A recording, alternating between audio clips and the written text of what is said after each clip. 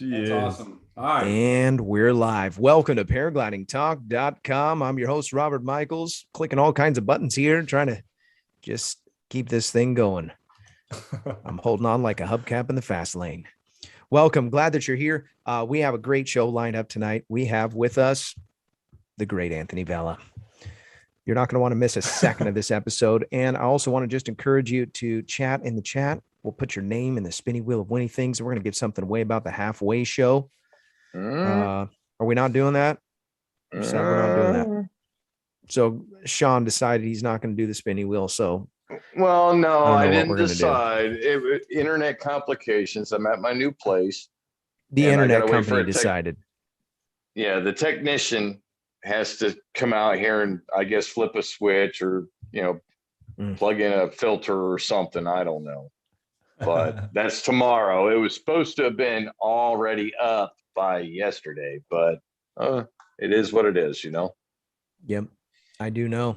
By the way, this show is brought to you by PPGZone.com. PPG Zone, and he was a sponsor a while back, but I do want to mention it because he's such a great he's got a great thing going on. Go sign up with their program. It's internet for you, literally for pilots, because nobody watches this show that isn't a pilot except for my mom. That's it. This show is also brought to you by Midwest Parajet. MidwestParajet.com is the website. Also, PPGSmoke.com is a huge sponsor of the show. They've literally given us like tens of thousands of dollars worth of stuff to give away. We gave all kinds of stuff away. We gave all this stuff away multiple times. This is actually stuff that he told me to give away that I just kept for me. You should feel guilty, Robert. Very, very guilty. It feels better to know that it's mine. Anyways, show is brought to you by ParamotorProps.com. ParamotorProps.com. If you're looking to get a great deal on props, maybe you blow one up and you made a mistake, you want to get one quick. ParamotorProps.com. Also, the show is brought to you by Paraorange Products. Paraorangeproducts.com has all kinds of things to protect your gear. He's got some great things on his website, and it's just a nice, good old-fashioned website that works. Go check him out. He's got two handles, Paraorange.com and Paraorangeproducts.com. Tonight, Anthony Vella is with us. He is in a bunker sitting on a giant beanbag in the basement. It's actually the base of a silo in the middle of Nantucket. Wait, no, that's Craig Taylor. You're in the basement in the missile New Mexico. silo. Missile silo in New Mexico. White Sands Missile Range. Old That's missile silo. They were on sale. Is that what that is? I thought it was a beanbag. Awesome. Yeah. Well, I'm stoked that you're here, man. And thank you for making time. I know you're a busy man, especially with new children's. That's right. I'm sure that this is kind of a little break for you. So you're also welcome. Thank you. Yep. The paramotor community pulled you out of the babysitting. Yeah. So very grateful. So we've got some great stuff lined up. If you're just now logging in, you found the best place on the interwebs on Thursday nights to talk about paragliding. No better place, really. And so thank you, especially for the supporters, those people who have supported the show on Patreon or PayPal or Super Chats. You guys keep the show going, because if you didn't do it, I'd go flying instead. I've talked all that I want to talk, but now I'm doing it because there's money involved. So thank you for supporting the show. I really appreciate it. I have some great questions lined up for Anthony Vella. Anthony, tell us a little bit about yourself, how you got into the sport, and then we're going to get into the hard questions. Okay, man, I didn't know you had questions prepared, but hi, my name is Anthony. I fly paramotors. Yep. I got into paramotoring a little over 3 years ago with an organization. Craig Taylor, you've heard of that organization, I believe. Resurgence PPG. Hey. There we go. I got injured in Afghanistan back in 2011, and Todd Scanderit, the president of Resurgence PPG, reached out to me, and he provided me with some great information and helped me get into paramotoring. A champion of sorts. Yeah, exactly. And it's been just a real pleasure. Oh my gosh, man. I don't know. I fly all the time. Just about every flyable day. Were you a part of that alumni meeting the other day? No. Last Thursday? No, okay. Yeah, last Thursday he had a bunch of guys. I think he said he had 7 He was having a big flying festival. Yeah. We were trying to get him on the show because it was Veterans Day and it was fitting. Right. But like more often than not, I'm late to my invitations and he didn't have internet. Third world. No, that's first world problems for sure. Yeah. So Anthony also has the Paramotor Podcast. Yeah. I heard he does. Yes, it is a great place to go and listen to this podcast. Now, I don't know how fresh they are, but there are still a bunch of really good episodes on it. They're a little stale these days. I think it's time for some new ones. I have heard them all. I have listened Sean to each and every one. Sean is a thank huge you. fan. Thank you. Many times, actually. Right on, dude. That was before I visited. That's right. Just the free version. Yeah. Just the free version. You don't get the adult content. Yeah. Don't get too crazy. Yeah. Still no moving pictures. No moving pictures. It's funny because with the Paramotor Podcast, so many people have been like, why don't you film it? And it's like, because then you'd see how crappy it really is, at least in the studio.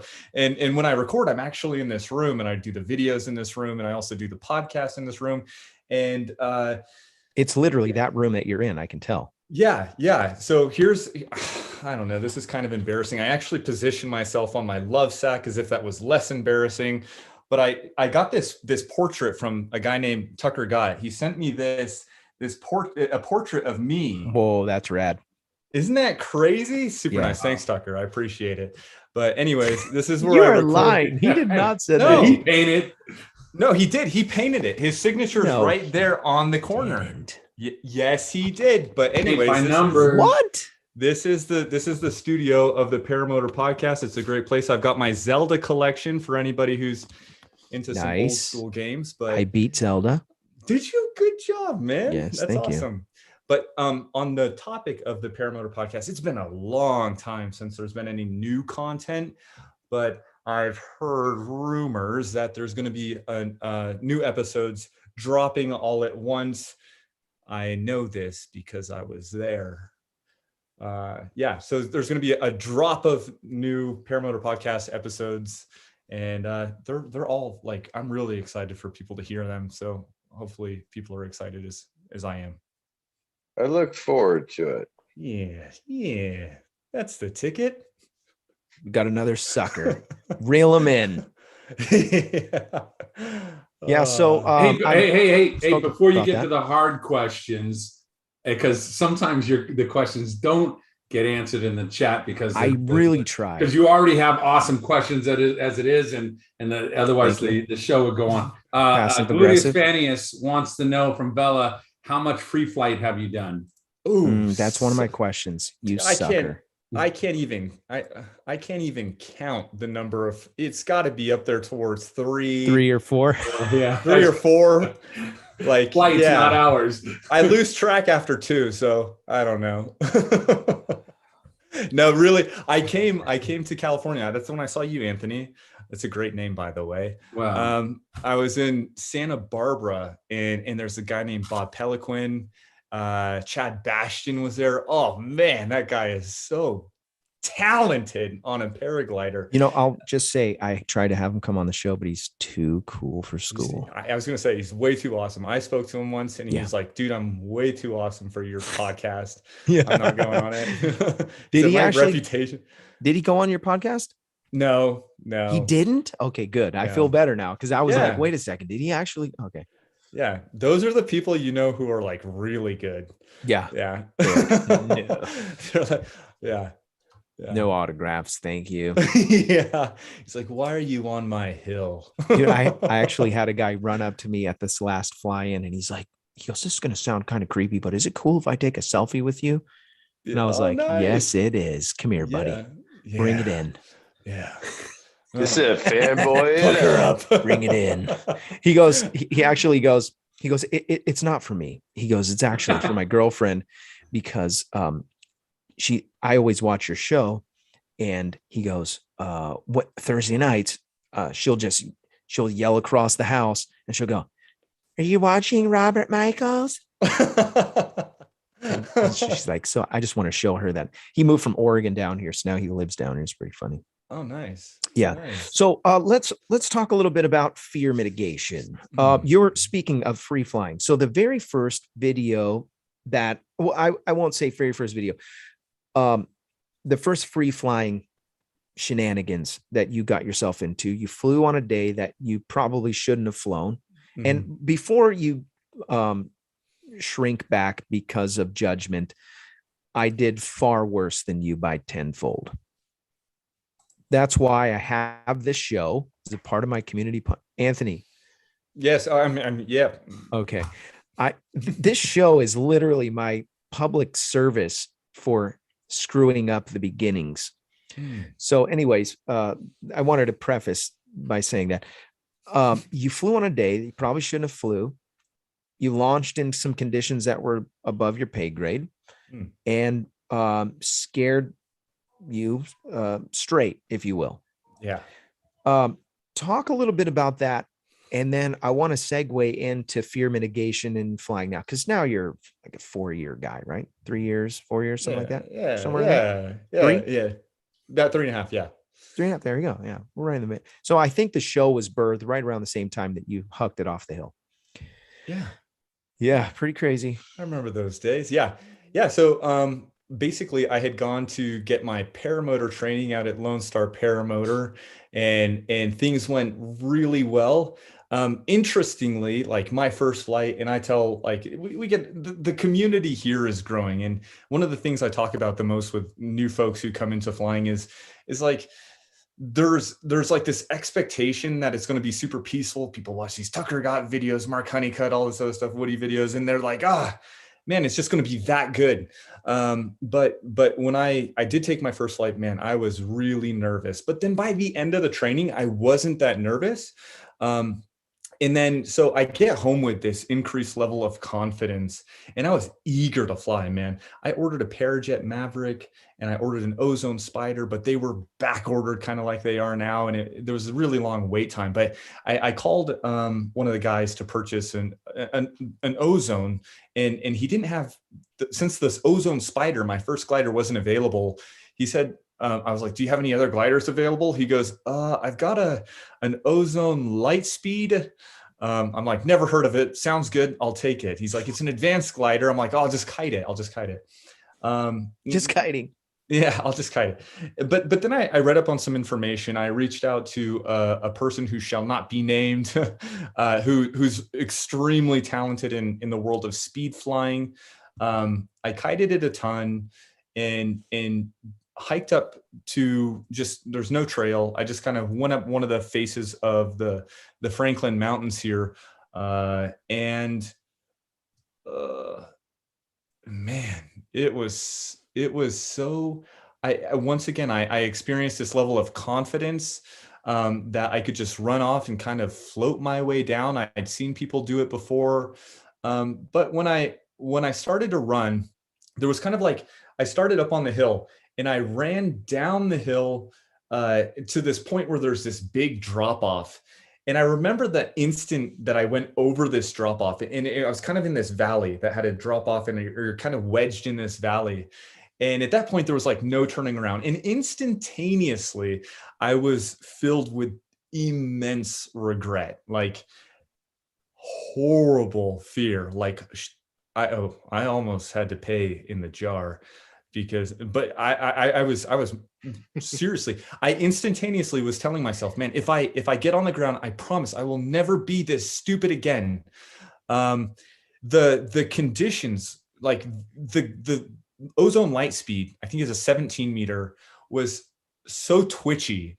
It was the glider was like boom, boom, boom. And in that video, the GoPro doesn't do it justice. You can see there's this moment where the glider falls back. You can't really see that part. And my legs like come up into the GoPro's view. And I'm thinking, oh my God, I am going to die. I'm seeing these power lines that I guess I hadn't considered as I was making my way up. And I'm like, am I going to clear this? I know, right? Huh. Stupid. But that's a good way to tell, is by the feet or by the knees. When you're seeing video where it's got the stabilization and all that, if you pay attention to the pilot's knees or their feet, you can get a lot of what's going on that the camera's kind of muting out, you know. I'm a baller on a budget, my friend. I don't have money for stabilized GoPros. I get the old refurbished GoPro 4s. But I mean, still, it doesn't really do it justice. And man, I hit some sink, man. I dropped out of the air, like the ground was coming up, and ultimately I got on the ground, and I was almost like, it was like thanking God, like I have made it. And I swore I wouldn't do anything that stupid until the next one, until the next time, until the next day, until that day. Until that day, I was like, sun's not set yet. We're going back up. I'm not doing this again today. Right. No, and I don't mean to necessarily be so joking about it. The truth is, in the moment, I was so scared, and it was kind of is this on film? Is it? Yeah. Nice. Yeah, it's on my channel. Okay. It was like, I think I have seen I ran off a mountain without paragliding training. I saw it. Yeah, and there were a lot of rocks around, man. Yes. Yeah, I landed. Yeah, and somehow like the landing was perfect. Now. So the fear mitigation part of it is what I'm interested in. Now that you've got some time under your belt, you've got a little more senses. We were talking about Steve Nowak. He mentioned you can't just jump in a manual transmission car and drive it around. You're going to stall it every once in a while. You're going to screw it up here and there, but over time it just becomes natural. Would you say that you're starting to feel that with paramotoring? Yeah. Oh man, I was just talking to somebody about that tonight. It's a different beast. But you can't explain, you can't teach that to someone. Right. No way. You can tell them what they need to do, the mechanics of it, but you can't make them good. Time has to be had. You can only tell them exactly what you just told them, that it's a overload of information. And then eventually you'll transgress into this ability to just do things naturally or intuitively. Because basically with paramotoring, the thing that really screws with people is this scary propeller on your back and a motor that screams when you start to power it up, and you're feeling the vibrations, and then all of a sudden that thrust is engaged and you blip the throttle. It's like, whoa, in the air. And so I think over time, then of course it eventually becomes just like riding a bicycle instead of driving a stick shift for the first time. So how would you say that your fear mitigation, how do you manage it? And I do want to talk about processing failures next. We're going to talk about that because this is an important part of our sport. Some people get really good. They get those really good hard lessons. I have a couple buddies that are paralyzed, and they were a couple speed flying pilots, really jacked themselves up. And then there's some guys that they get away with everything. They like me. I full stalled my glider like 20 feet in the air, landed on my back. Nothing happened. I literally just hiked up and flew again. Oh man. Still working at work. By the way, a couple of people donated to the super chat. Thank you, kind people. Sneaky super B said, I got a selfie with Hot Buttered Steve for free. So note to self, Hot Buttered Steve gives free selfies. You can take a selfie with him. And then Will Fly donated $5 to the super chat, and he said, Resurgence PPG rocks. And yes, they do. Will Fly, thank you for your kindness. And I got to meet Will Fly last week in the after show. Yeah, I sent you a selfie 2 nights ago. Are you serious? Yeah, don't you remember? Oh my gosh, that was a belly selfie. Yeah. I deleted that right away. Yeah, it's a belly button, whatever. Yeah. I just texted him out of random, and I was like, "What are you doing right now?" And he was like, response, shaving my belly. I was like, that was the most random answer that I would have never guessed. A picture to prove it. Yeah, and a picture to prove it. I'll never be the same. I'm a bear. Anyways. Yeah. So my thought is, I still get a little nervous here and there. Every once in a while, I'm in there, and I have a buddy who we fly all the time together. His name's Tony, and Tony he's been a hang glider pilot. I'm actually going to have him come on the show again. He's been a free flight pilot for years. I mean, he was flying hang gliders back in like 1998 or something. I mean, way back. And that is way back, by the way. All of you in this room were just like 1998's not that long ago. Dude, that's a long time ago. So Tony Boyer he's made some decisions and actually stepped down glider class to make flying more enjoyable. And I talked to another guy named Steve Mayer, and he's like, yeah, I'm flying a B. I'm actually flying a low B these days, and I really like it. And this dude is like the baller of instruction and just an incredible pilot. He's got all these adventures on his belt. He's flown every wing there is. And he's like, yeah, that's what I want to do. And I'm like, dude, the pinnacle of paragliding is going back to an A. And I've heard this from multiple people now. So to each his own. I fly a sea glider. It's like buying a big truck. It's insecurity, I guess. I just want to make sure that I have the best chance to be the best. Yeah, that's it. So now we have a paragliding talk show. Okay. Now that doesn't mean that everything I say is good. I'm literally interviewing people and asking questions so that you can make your own decision on what you want to do with your paragliding career. So everything with a grain of salt. How do you manage fear when you're in the air? What are you doing to get past those things? Now, the reason I asked this question is I should say there's multiple responses to fear. One is poor decision-making, leading to more fear, leading to more poor decision-making. And then there's fear that kind of heightens your senses and corrects you. And I would argue that that decision to get down and land and kiss the ground. Talk a little bit about that. How do you process fear these days now that you've got some years under your belt? Yeah. So interestingly, one of the things after I came home, for that specific story that I just told about running off the mountain, I immediately had this perpetual fear of those mountains that I live close to and I fly next to. And yet, people would come and visit. A guy named Gael Ogli came from Louisiana, came down here to fly. I remember that. Had a real good time. And of course, like the dude's been flying he was driving like all through the night, gets here, and then he's like very little sleep, takes off, goes to the mountains, flies over it. And I'm just like, I'm going to go that way. And so, in truth be told, like, man, the mountains were that fear. The mountains, you hear of unfortunate fatalities. I do kind of keep up with the incident reports, folks who get hurt, and I just collect the information. And with my own personal experiences, I know that when I get close to the mountain, I'm more likely to feel turbulence, and I don't like turbulence, or I especially didn't like turbulence before.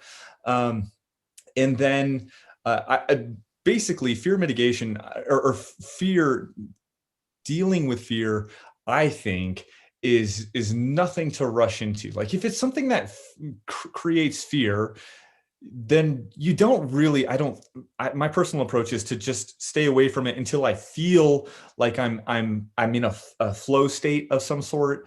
And then I can be more capable of handling things that do intimidate me. And then I don't ever want to put myself into a situation that I can't get myself out of. And I know that there are certain instances and certain things that I do where I can't get out of situations that could be inherently risky. Speed bar being one of them, for all of you in those damn comments over there. But the thing is like, for example, with the mountain, I do have, I don't know if you call it a fear or a healthy respect for the areas that are going to produce those sorts of things, to produce those sorts of situations where I would experience fear. But I noticed that over time, and this is where the patience comes in, over time, I start to become more and more comfortable. And it's nothing I can, it's nothing I can really pursue. Like, I can't be like, today I'm going to get over that fear, because then I'm just forcing myself to overcome that fear. Rather, I'm the sort of individual, unbeknownst to a lot of people, who chooses to avoid situations that intimidate me. So we have a lot of local flyers here, and a lot of them have felt comfortable before I was ever comfortable to go over towards the mountains. And that's just one example of something that intimidates me. But these days, if the weather's good, I go over to the mountains, and in some of my videos, I'll be skirting right along the ridge of the mountain and having a great time. And then if I start to feel bumps, I depart from the mountain. So it's not like this fear ever really goes away, but I think it's more of a healthy respect. It's like the mountain's like, okay, kind of like you start to pet a dog that's starting to growl. It's like, okay, I'm going to back off now. Like that's kind of like the turbulence with the mountain. But Good over analogy. time, I become more and more comfortable with it. Yeah. But something else that you mentioned actually was, you mentioned some of these expert pilots who go and I'm not comparing myself to an expert pilot for keyboard warriors, but I'm really not. I'm just a guy that likes to fly a lot. And I have a lot of experience on a Dudek Warp, the 18 meter, which is a very advanced glider. And I have felt very comfortable on it. And when I got onto the Warp and I started flying it a ton, it didn't scare me. Like it to this day, it doesn't necessarily scare me. But you said that these more advanced pilots sometimes take that step back and they find themselves enjoying their time on ENA rated gliders. I don't have an ENA personally, but I have my ENB, my Dudek Universal. And at first, after I had my incident on my Dudek Warp where I flew into this rock wall, jumped up and hit me, man. I'm so rude. But I hit this rock wall, and I damaged my paramotor, damaged one of the lines, and that kind of intimidated me for sure. And then I was reluctant to be flying on my Universal. I kind of felt like, I don't know, it's not nearly as fun. Like I typically find a lot of fun by flying low and flying fast. And granted, there are risks involved with that. As I always say, there's risk involved with flying low and fast on speed bar. I believe that, of course, if you are going to do that, that there should be the ideal conditions to do it, so that you're not just asking for trouble necessarily. However, I was now kind of stuck on a Dudek Universal for some time being, and I grew to find a deeper appreciation for these more timid gliders, to like really appreciate, kind of like going back to the basics, I suppose, and finding that passion for the beauty of flight. I'm not a damn poet, but really it was nice to take that step back from the Warp. And it wasn't until recently that I got back on the horse and really got my heels into her. Nice. I have to do a segue right here. For American Allied Drains and Plumbing, they are a San Diego based company. So if you're in San Diego and you need plumbing, they might come to where you are, but you have to pay a lot. But anyways, if you mention Paragliding Talk, you will get a 10% discount on your plumbing services. Their phone number is 844-777-9055. American Allied Drains and Plumbing. Also, the show is brought to you by Nebraska PPG. Josh Bowden, he's running around in the chat somewhere trolling. So if he offends you, just deal with it. I mean, he just does that. But there's a link in the description if you want some training. He may not be the nicest fellow in the chat, but he is great at training you how to fly like an eagle. Reach out to him. There's a link in the description. Also, the show is brought to you by iFly Indiana Powered Paragliding. If you're interested in flying paramotors, no better place to get the proper training than iflyindiana.com. Kevin and his team will get your feet off the ground. That's iflyindiana.com. We normally would spin the wheel right here, but not tonight. But we are still going to give something away. And we are going to give something away based on something that everyone has no idea about. So stay tuned. We're going to give it away at the end of the show. By the way, Gluteus Fannius, I only have an XL t-shirt right now. If you think you can handle an XL, I will send it on to you. But if not, you're going to have to wait. So let me know by reaching out to me at paraglidingtalk.com/contact. Really appreciate everybody who's watching the show. Resurgence PPG's in the chat. Glad he could make it. Resurgence PPG Todd Scandrett. Now let me fill some folks in here. Okay. Normally I would do the wheel. You feel bad, don't you? I do. I feel terrible because I busted my rear to try to have the internet ready. But I'm in my new apartment, and I guess it's been a while since a certain internet company has been to this place, and they need to send a technician out. Technically, it was supposed to have been on yesterday evening, but not so much. I have to wait for the technician tomorrow. So next week, absolutely, wheel time it is, and we could give away something really nice, maybe a couple things. Now that you have a job, the audience, give some of your stuff away. Oh, well, but I do so good at giving away your stuff. That's true.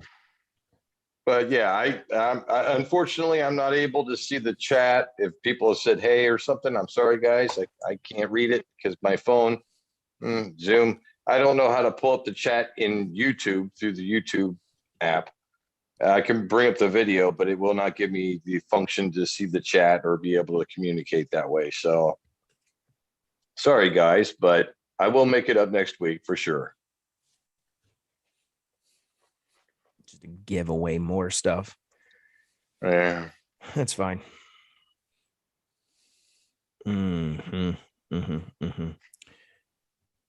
Nebraska Paramotor asked, why do you park on the driveway and drive on the parkway? That is a great question. I also like to know why they call them builts. Why don't they call them builts? They call them buildings. Say built. We did a skit one time at the church, and we said, I was Gallagher. Remember Gallagher? Raise your hand. Wasn't that the old none guy? Of you want to raise your hand because you're freaking old. Wasn't that the old guy that used a sledge? Yeah, used a sledgehammer on watermelons. Yeah. All of you are old. Yeah. So, suspenders and stuff. But he had a gray mustache. He did. And I graduated high school in 1996. By the way, Robert, I'm just saying. I graduated in 98. You only graduated 2 years before me.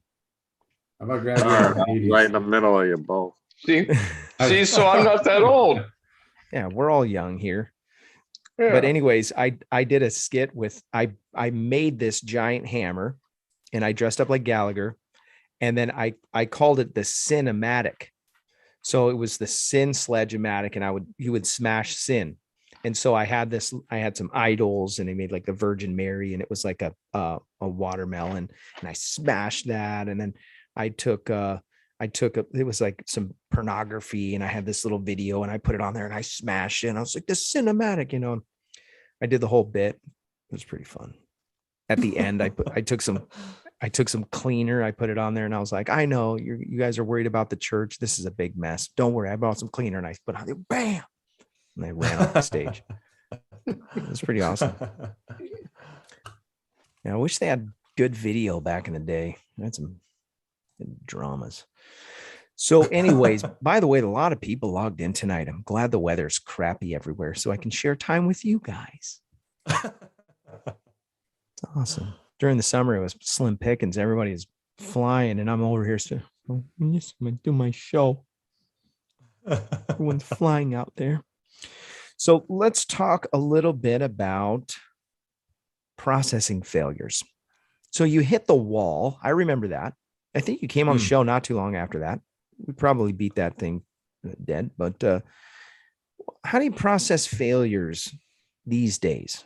So previously you'd make a big, huge mistake, but the vibes were so good. It didn't matter. Like, oh my gosh, it doesn't matter. I flew.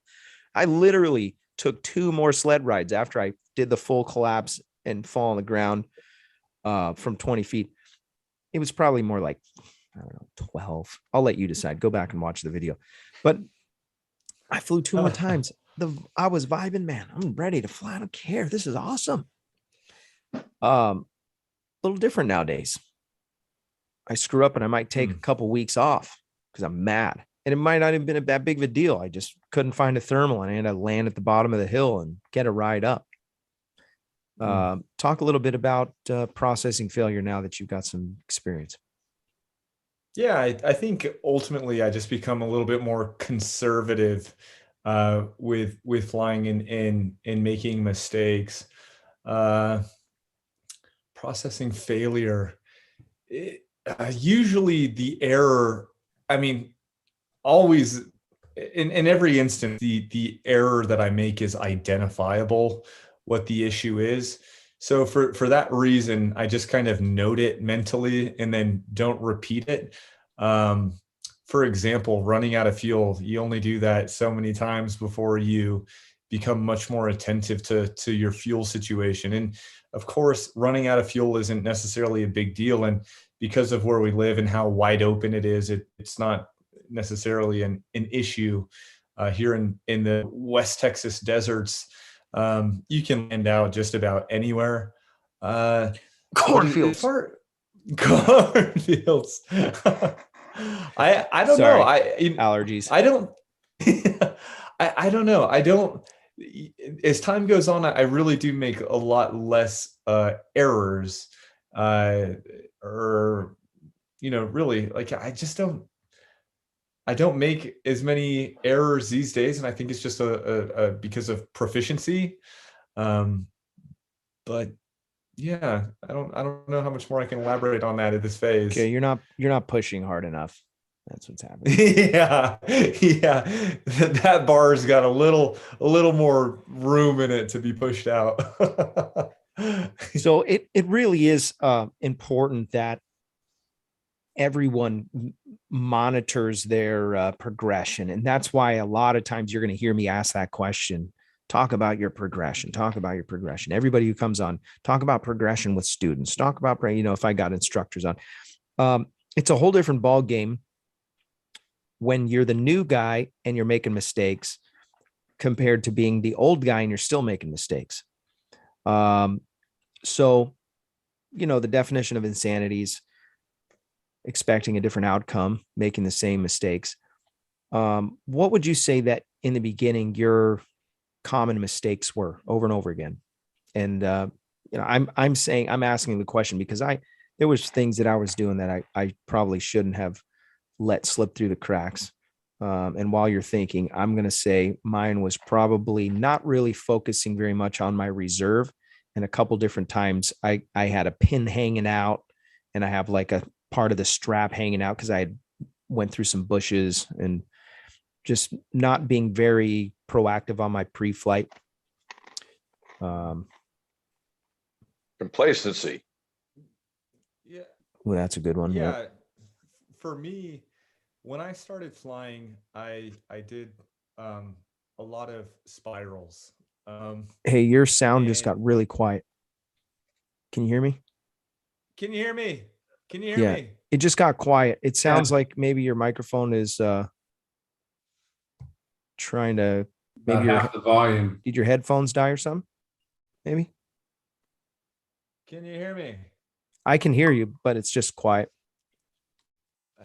How about now?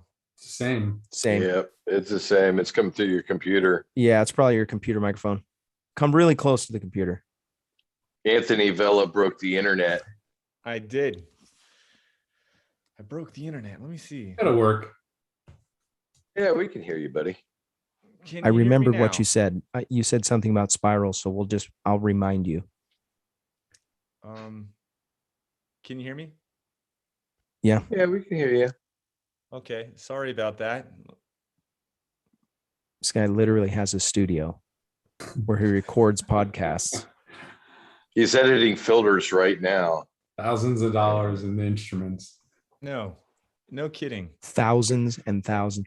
Anthony, David we do hear you. It's Yeah. it just wasn't as crisp and loud like you had a microphone before. It's almost like you turned it off or just using something else. Huh.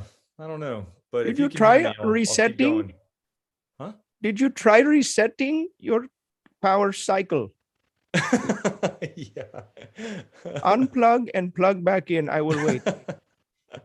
David Northup, he said he just saw a horrible video of an engine out that led to a poor landing choice and a fractured back. Engine out can have serious consequences. Pick the easy landing, not the least inconvenient. Well, that's a part of always having out. Always have an appropriate out for just in case, you know. Dude, that is such a good point because and that's a mistake I made quite a bit in the beginning. Like, I don't care. I'm going to fly. You want to be thinking 10 minutes ahead from where you are. Yeah, especially when you're flying a motor. Yeah. Yeah, because you're going to, oh, dude, I was thinking about it the other day. There was a place we were flying and it was in the middle of nowhere. And if we would have had a motor out or something like that, we're at Buckman Springs. That was gnarly. It makes you a little bit shaky, doesn't it? Like you're out there and you're flying. And you're like, if I had a motor out right now.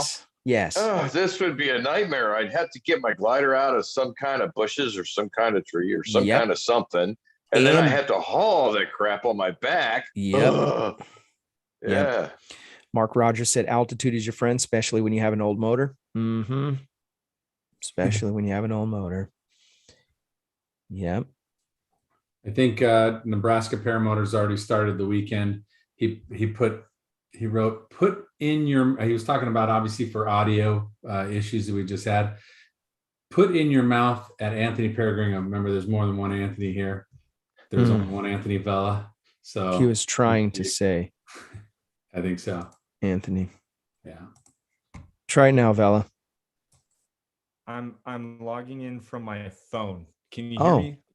I can hear you. Yeah, it's just quiet. I've got my phone ready to swap it over if you want to try that instead. Oh, it's wait. Louder. Getting louder. It did come back. You can hear me? Yeah. You can hear me. It did come back. It's a miracle. Yes. Am I back? You fixed it. Yes. Okay, good. Then don't accept this one or you'll have two of me on screen. Okay. I'm just going to really weird. It just came back.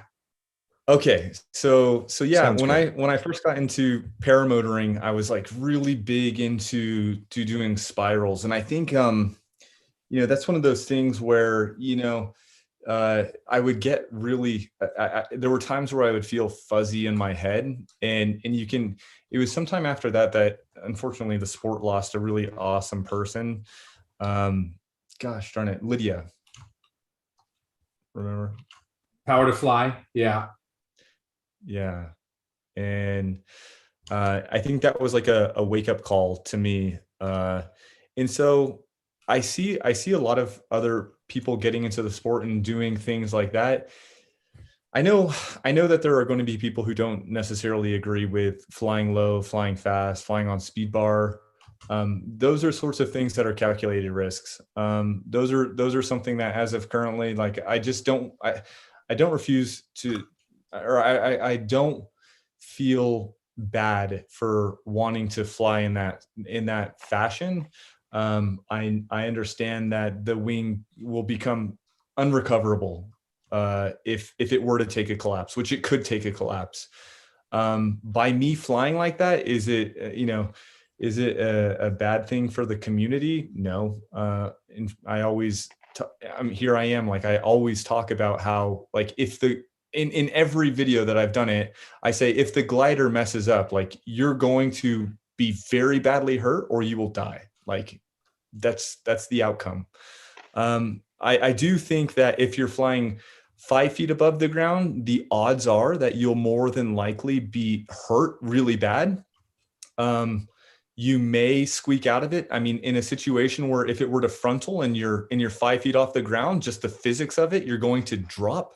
You're going to drop and hit the ground and you're going to slide in like a meteorite. But that's my own personal choice. There are other things. So like there are other things that I won't do, even though I feel perfectly capable of doing them. For example, wingtip drags on the ground. I know I can wingtip drag on the ground, but I don't necessarily do it. And Kyle Mooney is an individual who put out like an awesome video, kind of talking about his expectation for it to just go the way it normally would go, but it grabbed onto his glider and it threw him into the ground and his ankle was rotated around. Yeah. And that's just one of those things where like, you don't know necessarily the friction or how much that glider is going to grab onto a certain object. I think it was a stiffer type of grass. It was the type of grass that was growing there, and crab I don't grass. know. I don't know what kind, but I do recall him saying that it was a specific type of grass that is a grabby kind of grass. Yeah. Right. By the way, Hot Buttered Steve donated $10 to the super chat. And he said, question for Anthony. Harry Carey here. If you were a hot dog, would you eat yourself? I know I would. Great question, Hot Butter Steve. Thank you for the $10 in super chat. You're an amazing human being. Yeah. Dude, that dude's hilarious. Hot Buttered Steve or Harry Carey? Both? All personalities. All the above? All of them. That was great. Yeah. But yeah, when it comes to spirals, like you can black out and that's really intimidating. But I don't know. That is gnarly, especially if you're overweight and you got a little high blood pressure and you weren't expecting to go into a spiral. Ooh. Yeah. You just might go to sleep and not come back out. Yeah. And you see a lot of people get into them and it can be intimidating to watch. Like it's one of those things you watch somebody do, and you just always hope that it goes well. But yeah, I don't know. It's one of those, it really is one of those touchy subjects where some people feel like it's their right to tell you how you should fly. Or I suppose I'm on the side that's, if you feel like you're aware of the risks and you know it, I mean, this is the land of the free in America, the home of the brave. I mean, seriously, it's not. I mean, if you're encouraging somebody to do something, then you have problems. But you're not encouraging somebody to do something just because you show it. Like I don't know. There was a little bit of a confrontation recently. No. And yeah, it was. But the thing is like, I mean, you see people on YouTube, there are so many different things, and we're all guilty of watching these awesome performances, people on dirt bikes jumping 10 school buses, or Evel Knievel jumping, the fountains over in Las Vegas. And sometimes these things don't go right, but you don't tell Evel Knievel, you should never do that again. You're bad for the sport of motorcycling. There are things like if somebody's going to get hurt and you're like a good friend and you express, hey, I don't want to see you get hurt. That's some good advice. I think who I listen, you asked me about progression, and I really honestly have to give a lot of credit where it's due. And that's to my wife, man. She has provided me with so much, almost like the angel that sits on your shoulder, like telling you what you should do or what you shouldn't do. And then you have all the things that you want to do on the other side, but I guess it provides a voice of reason and balance. Truth be told, like, had I known Leandra, my wife, at the time that I had ran off that mountain, I wouldn't have run off that mountain. Times were different then. Just a lot has changed, I've grown a whole lot as a person, not only as a paramotor pilot since I've been flying, but I've grown as a person. And I think, I don't know, I guess I'm losing some of that wild side, and as I become more and more conservative. Still, I know that it's not my position to tell somebody not to do something if they're aware of what it is that they're doing. Does that make sense? Mm-hmm. Now, here's a question for you, Anthony. What are your thoughts as far as when people are starting to use their speed bar? Would you say that you feel that it'd be safer for them to experiment at a much higher altitude to get onto what the glider is doing, the amount of sink, the speed, etc.? Let me inject real quick. Getting on speed bar is absolutely different for every glider. One. Also, I would argue that many of times speed systems are hooked up improperly, where you're thinking that you're going full bar and you're only actually going half bar, or and I'm saying that because I made that mistake. I was thinking, I'm mashing it full bar, and I pushed as far as my foot could go, and I'm like, yeah, here we go. But it was only half bar, and everybody else was just kind of beating me on glide across the valley. But there's also times when you pull a little bit too much on one side or the other, depending on your speed system. And the after doing the SIV, I did a bunch of stuff without speed bar. Then I did a bunch of stuff complete full speed bar, and it's just a little more violent. The recovery is not as quick, but the first most important thing that you should do, and I am telling you this is a good idea, is inquire of your instructor before you decide you're going to do anything on speed bar, especially if you're a new guy. Now, fast forward, you've experienced some, absolutely take some altitude with you when you're messing around with your speed bar for the first few times. I'm with Anthony on this. If you're low to the ground, 5 feet off the ground, and you're buzzing and you want to hit the gas, I don't see a problem with having speed bar low, because it's just, you're going faster. You're going to go about 35, maybe 40, and just picture yourself going 40 miles an hour with a motor on your back. Yeah. On the ground. Yeah. It's like jumping out of a car. It's going to be bad. Yeah. And you got to remember, don't use your brake if you're using your speed bar. Oh, good point, Sean. Yeah. I'm just trying to point some things out that other people may not think about if they're not in the sport, or if they're thinking about it. Think again. Don't use your brakes when you're using your speed bar. It's not a good idea. Yeah, and nobody should be referencing Paragliding Talk or the Paramotor Podcast or any YouTube video is a source of information on how to fly a damn paramotor. Learn everything I know from Paramotor seriously. Podcast. And that's why when I say it, I don't say it just as a disclaimer, because you think a disclaimer is going to protect me. Like, you could sue me if you want because you saw a YouTube video. It doesn't matter. I say it because I care. Like, I genuinely care. Like, the reason I put it out there is because if you think you can get onto speed bar like down low for the first time on an advanced glider, you're asking to hurt yourself. Absolutely. Yeah. And the concern with the speed bar and flying low is, as mentioned earlier in the podcast, we're doing something where there's an overload of information. The speed bar is the thing that is going to exacerbate that like tenfold. Yep. You're going to not only have to do left, right, brake, throttle, etc., but now you're monitoring the terrain because you're choosing to fly low, and then you're making these inputs that aren't necessarily intuitive, like a yoke on an aircraft. Like, to go down, you're going to stick your legs out.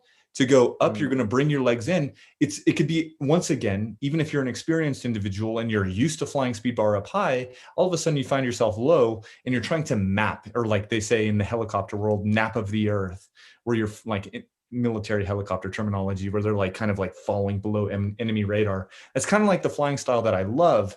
However, there's certainly this learning curve where because everything's moving past you so quickly, you can think in a split second, because all of a sudden the terrain's coming up and you need to go up. You may inadvertently push out on the speed bar thinking, go up, push out, boom, into the hill.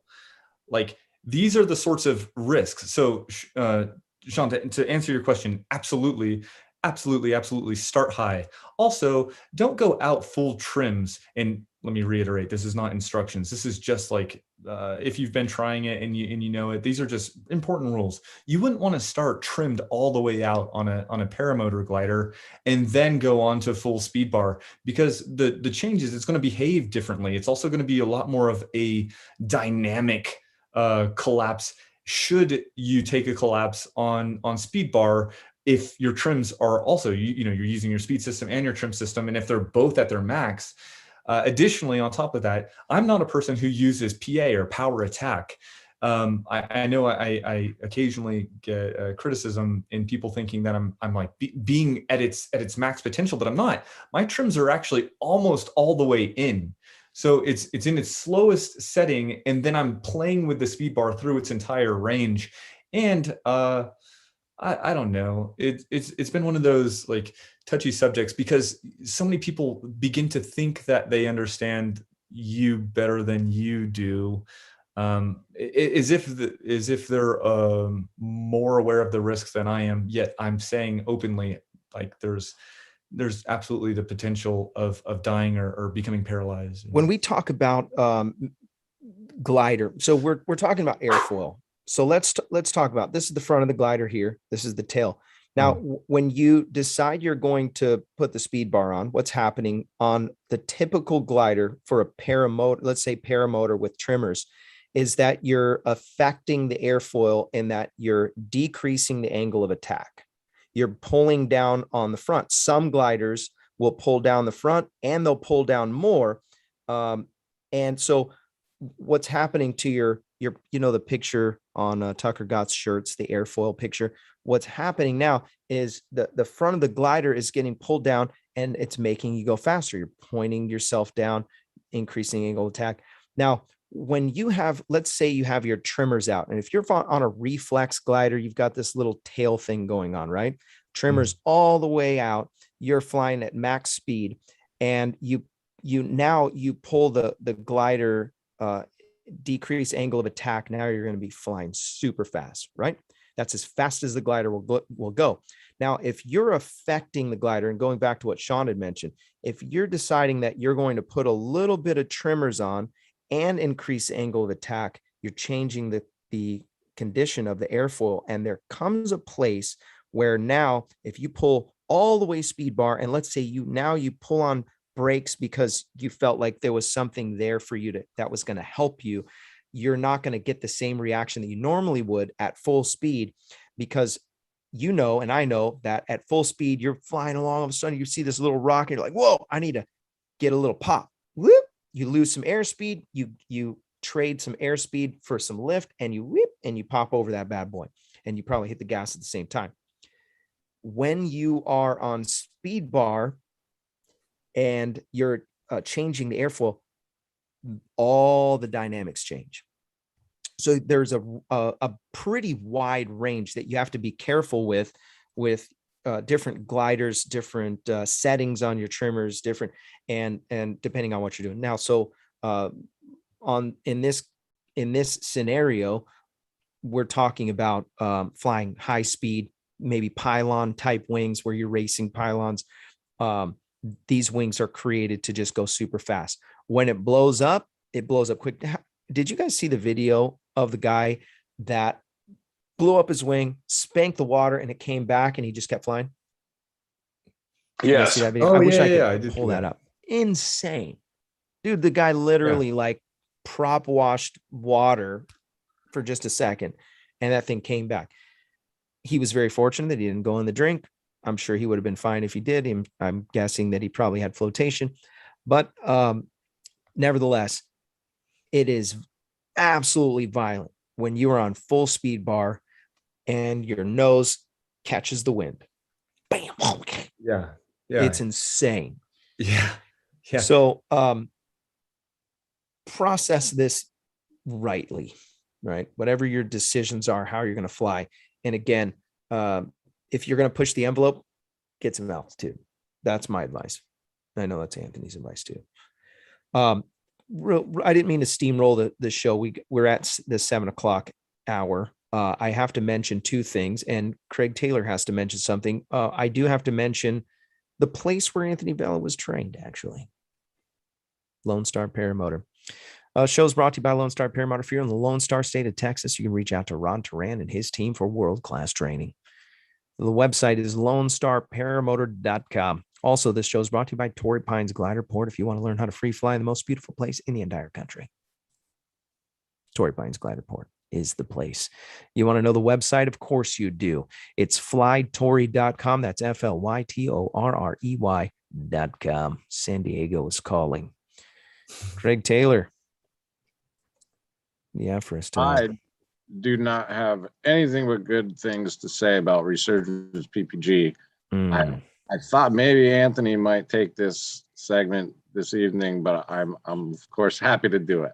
Resurgence PPG, nonprofit for veterans by veterans. Please, you guys, you can see Anthony. Those guys, they really need your help. They Well They played. do fly down low with speed bar after all, you know? Help. if you support them, please donate $1. If not, smile.amazon.com will do it for you. They've been giving back plenty, but plenty is still not enough. Help more individuals. They've done so much for us. Please support resurgencepppg.com. I'll put that link in the chat, and check your NOTAMs and TFRs. Fly safe and save your LZs. Yeah. Thank you for that community service announcement. Craig Taylor's also he's on probation, flying probation. That's why he does the show. All of us are still paying our community service, getting our community service hours each week by doing this show. That's why we brought Anthony Vella on, getting his hours. If you want to support the show on Patreon, do that. There's a link in the description to do that. And I really appreciate those who have done that over the years now. Some of you guys have given literally hundreds and hundreds of dollars. And so that's super cool. So the price of a cup of coffee, you can support something that will help somebody else flying. And even if there's tons of people that still support it, they don't even watch the show. I don't see them. And they do it just because they know that it's an investment in the future of the sport. And it's good stuff. It's good things. So focus on good things. You know what I mean? Good stuff. We're going to go to the after show. I heard on the internet that Anthony Vella was the world's greatest paramotor pilot. Yeah. Really? You know? Yeah. Congratulations. Thank you. I heard that on the internet. Thank you. Yeah. Congratulations. Hey, so what were you going to do? Substitute for the wheel? Yeah, we need to do a best comment. Yeah. Yeah. You didn't like my idea, huh? All right. What was your idea? Just have Anthony write down a number between 1 and 100 and let him just run with it on the chat for 1 minute and just put it in there. Whoever gets closest, bam. I wasn't paying attention to any other comments except for Hot Buttered Steve's comment because that was freaking amazing. At that point, you'd have so many numbers flying through the chat, it would probably freeze up on everybody. Harry Carey here. Yeah, because they just start guessing then, like at random. Do you guys have a comment that beats Hot Buttered Steve's comment? I put one up in there for you, but okay. Maybe Vella can ask a question to the chat. But okay. Hot Buttered Steve had that one too. So look at the numbers are already coming in. Yeah, Robert. 69, of course, 1 through 65. That doesn't count. 6. Just because he's an ugly raptor. Clark Kent, you went. No, I'm just kidding. They're guessing already. They're guessing numbers. Yeah, I see it. Did you write a number down, There's Anthony? so many people. My gosh. Yeah. Well, I do, or I can pop the question. Whatever you want to do. The first one I've got a question. The first one to get the question right wins it. Okay. All right. Or watch it. Some people are delayed though. This sucks. I feel bad for the people that don't know how to refresh. Have to upgrade. They're gonna have to get 5G. No more dial-up. No more dial-up. All right. Put the answer in the internal chat so we can find it. Okay. I'm gonna answer this too. All right. Who shredded my glider Quick. Mm. Do you know it? Does anybody in the group know it? I do. I know it. I do. I won, dude. Robert Michael. Oh, That's so bull. but no. That's bull. You, I literally beat you guys by like 20 seconds. Craig Couch. Craig Couch First is one. next. Oh, Couch, yep. Leandra was second. Oh, Joey. Kenton, Chandler, Romas, Ripman. He Your couldn't buddy. type that fast enough. Bill H, JP Mitch. Tulo. Dang, that's how Ryder. slow people are. Okay. Anybody who got it right, PM me your address and I'll send you a Paramotor Podcast sticker. Whoa! That's like ever. Hey. Walter Piori said Clint Chalmers. Does that count? Hey, he lives in Australia, by the way. So that's an expensive $18 post. Yeah. sticker. At $17.95 to send that sticker. Hey, so is the Resurgence PPG says, where did that shredded glider go? Yeah. Oh, that shredded glider went to Shondor. Really? Right. Yeah. Did it become a kiting wing or something? And he re-shredded it. He reshredded He reshredded it. Yeah. Really? Yeah. it. He had that wing Yeah. fixed. Yeah. So Clint so nobly fixed it. Wow. And then that's how I got my Dudek Universal. Yeah. That's awesome. All right, guys, we're going to go to the after show. If you want to come on, you've got to put your name, put your email address in the chat. I know it's dangerous. Usually gets covered up, We'll but cover it up. not always. But you have to be either a Patreon supporter, a hot, what do you call it? A hot butter Steve. Hot Butter butter Or Steve. just a damn good guy. Or just good. You just have to be. You have to exist. Or in tomorrow. We have really low standards here. Anyone can really come on the after show. Okay, Probably we're hacking. gonna go off the show. Thank you guys. So appreciate you, Anthony Vella. Thank you so much for coming on the show. Thank Great. you. Great guest. I'm not going to hold you hostage. He's going to stay here for maybe like 5 more minutes at the most, and then I'll hang. we're I'll hang. going to enjoy some after show material. You don't want to miss it. Send us your I want to be on the after show link, and we will send you an invite. Thanks for watching paraglidingtalk.com. I'll see you on the